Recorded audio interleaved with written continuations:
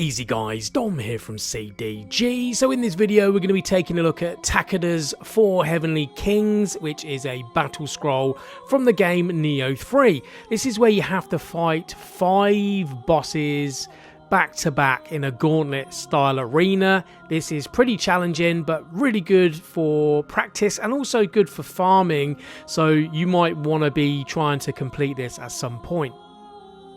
So here's the Omnio talismans and summoning seals that I'm using for these particular fights, and also some of the ninjutsu items that I am running on my ninja, which really do come in handy, and obviously we'll discuss a little bit more about these as we're fighting these bosses. So you could argue that the first 2 bosses here are actually mini bosses. They are human enemies and they block a lot and they use a lot of their weapon arts, and if given the chance they will do massive damage. This I feel is kind of like padding early on to kind of see if you can get through this part without using any of your healing items, and that is the trick here. You're going to need these healing items maybe for later on. So these first 2 guys, I'm using my heavy weapon art on my spear, and along with like the whirlwind attack here that I've got to keep this guy at bay, and then using the ninjutsu poison shuriken to be able to poison, and that's also going to chip away at their health.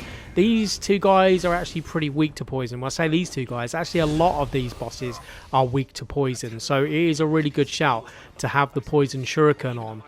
Now, what I am doing is I am basically rinsing and repeating this. This is kind of like a loop that I've figured out works well for these. I'm charging up my heavy weapon art on the spear by pressing and holding triangle, and it will knock them down in a lot of instances, leaving them open to follow up attacks.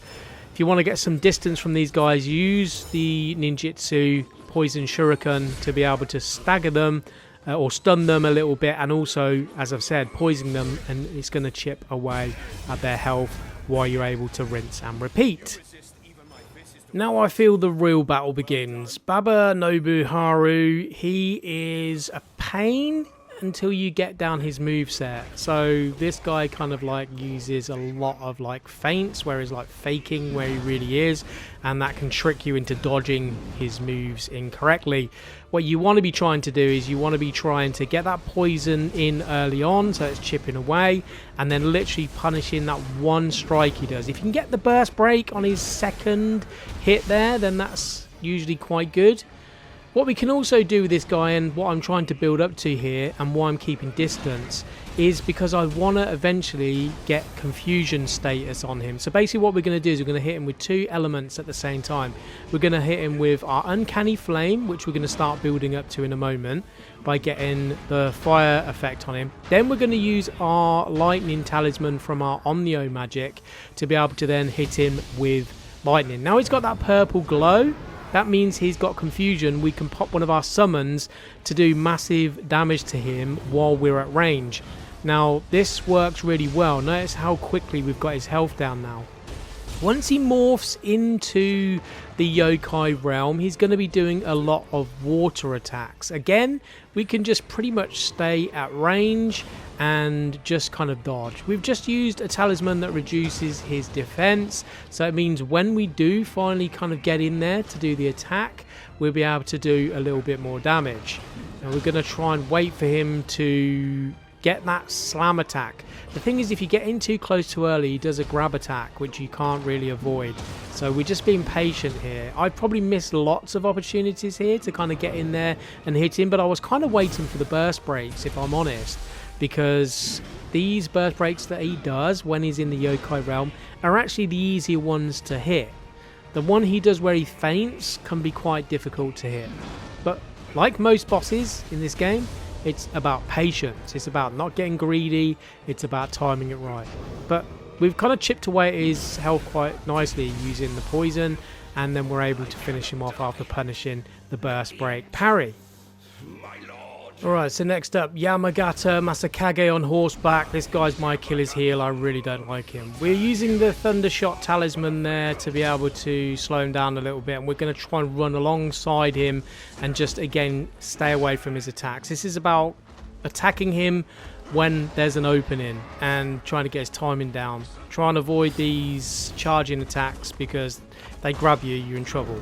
We can get the burst break parries in quite easy on this guy though. That's what we're waiting for, and we are going to try and hit him with a few long-ranged ninjutsu tools as well to just again chip away at his health. We're going to try and get that confusion status on him as well, which I'm kind of building up now.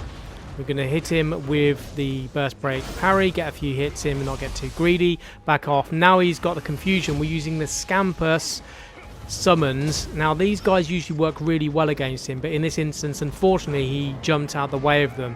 They will really stun him sometimes quite a lot and can break his key gauge quicker as well. So that is why I have them on for this guy. But this Yokai Realm Fire Phase is the bane for me. I found that trying to use the Sloth Talisman here to slow him down a bit can help you avoid his attacks, and that's what I pretty much did, and that kind of helped limit my damage. But again, it's all about just trying to stay as far away from him as you can, avoid his attacks, and again just be patient and wait for that one opening you're going to get when he's vulnerable to a strike basically. Again, we're chipping away at his health with poison and just firing talismans such as the fire shot talisman, and then, you know, punishing his mistakes basically. Being the ninja here and being agile and fast is pretty much for me the only way really that I was able to get through this fight without getting absolutely owned. But as you can see now, with patience and the ninjutsu ranged tools that I have at my disposal here, we're able to beat Yamagata Masakage without taking too much damage. That I should bear witness to my armor stained with my own blood. Now last but not least, Takeda Shingun in his otherworldly form. On the surface, this guy can seem quite foreboding and overwhelming. He's got a lot of speed and huge area of effect attacks. However, again, if you just really keep your distance from him, he's not really that difficult. This is quite a hard burst break to parry, if I'm honest. Sometimes I can hit it. In this instance, I missed it. Now, I could have used my Thunderclaw kick with Nekomata, which is the Ninja Cat Spirit Guardian that I use, obviously because it boosts my ninjutsu skills because I'm running mainly ninja, but you know, because you will unlock the chance like here to be able to use that Thunderclaw kick to be able to break those burst break parries. This guy is actually extremely weak to poison, and that was one thing I found about Takeda Shingun. So again, poison shurikens really work well here, and we're using our Guardian Spirit here, or living Guardian weapon, to finish him off, because once that's charged, use that, hit it when he's in the Yokai realm, does massive damage, and you can cut him down literally sometimes in under a minute. And that's pretty much it, guys. We did the Takeda's 4 Heavenly Kings. Hopefully you have taken a few pointers from this video if you were getting stuck, and I'll catch you guys on another video. Thanks for watching.